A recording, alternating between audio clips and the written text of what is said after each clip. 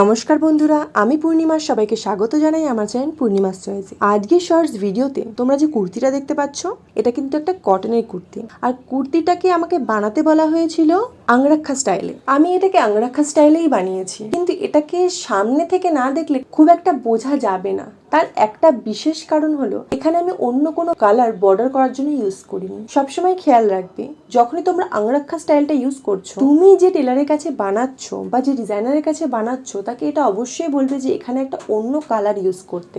আমি তোমাদেরকে যেভাবে সাজেশন দিচ্ছি যে এইরকম ভাবে আংরাক্ষা স্টাইলের ড্রেস বানাবে, তো আমি কি চাইলে এই ড্রেসটাকে আরো সুন্দর করতে পারতাম না? কিন্তু যেহেতু আমাকে আমার কাস্টমার কিছু বলেনি, সুতরাং আমি সেটাকে বানাতে পারিনি। তাই জন্যই আমি তোমাদেরকে সাজেস্ট করছি যে অবশ্যই এরকম ভাবে বানিয়েও ভালো লাগবে। শুধুমাত্র অন্য একটা কালার আমি এখানে ইউজ করিনি, বাকি কুর্তিটা খুবই সুন্দর হয়েছিল। তোমাদের কেমন লাগলো অবশ্যই আমাকে কমেন্ট বক্সে জানিও। আজকের ভিডিওটা এই অবধি, দেখা হচ্ছে পরেরটায়।